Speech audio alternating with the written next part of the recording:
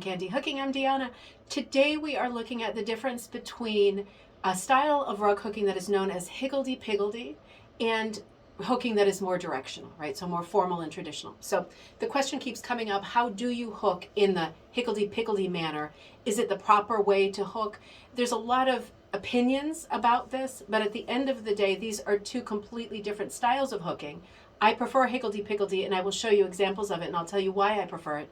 But at the end of the day, when you think about filling in a rug hooking pattern, we're talking about any pattern is either filled in by randomness or sort of formulaic lines or design. So random or not, those are the only two categories of pattern making, and we are making patterns. So for example, when we look at patterns like these, starting with this one here, I have got a design that my daughter Joss drew of a geese and a duck. And part of the, I think, success of this design hinges on the fact that I've done quite distinct directional hooking in the background. So while it is a very irregular motif with the two birds, very bright and poppy, it does have this stability because there is strong directional vertical hooking in the background. So that's a decision. With this piece here, the cat, this whole piece, 1985 cat, was a class, and it was all about directional hooking and the idea of outlining the cat, filling in different elements of the motif with thoughtful directional hooking. So the grass comes across horizontally, the sky goes like, light to dark vertically, and then the trees are filled concentrically. So all of this is directional hooking. The opposite of directional hooking is a style that's called Higgledy Piggledy. This whole rug is hooked in the Higgledy Piggledy style. And it is exactly what it sounds like. It does not have a pattern. It is random, right? The movement of the hooking, the placement of the loops is random. It is not thought out. What is thought out is that you will not think it out.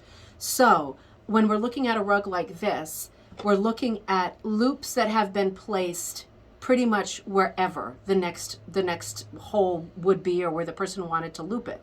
It is not done in a way where they're thinking about the shape of the motif, the shape of the outlines, or the idea of filling in the background in a formulaic way. It is completely randomized. So can you tell on the back how people are working if they're working on a Higgledy Piggledy style? Pretty much you can. Here we can see distinct fill on text. That has to be there.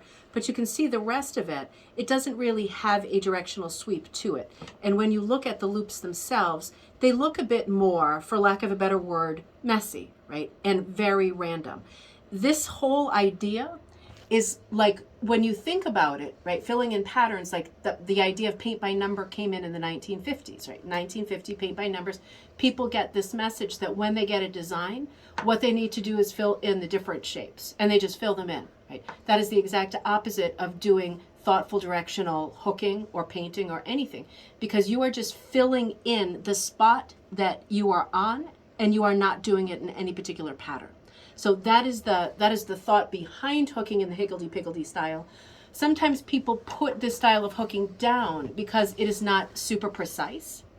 It is not something that is typically taught, but it is a gift to be able to hook in this way, because the more you are trained by teachers, by videos, by anybody, the more you are out-trained to work in the Higgledy Piggledy style, because you learn all about directional hooking, and you learn about doing things in a very traditional black and white way, and you soon lose the ability to work in this random style, and it's a big loss because it's very hard to get it back.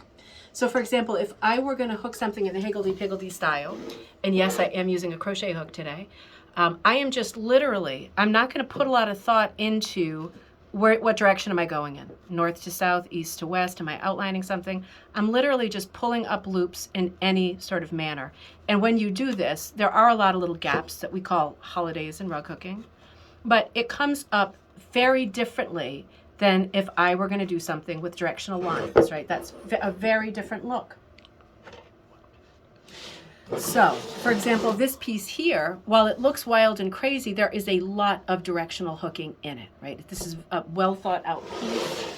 This is a Higgledy Piggledy piece in contrast. So you can see how all the little dit dots are coming up like this, right? It is completely Higgledy Piggledy. When you are working in yarn, it doesn't even matter, right? Because yarn is not like coming up as a rectangle, it's coming up as a dit dot. So it's not even a conversation whether you can or would hook higgledy piggledy if you're working with yarn. That's not a conversation. It only comes up when you are hooking with wool strips. I will see you next time at Ribbon Candy Hooking.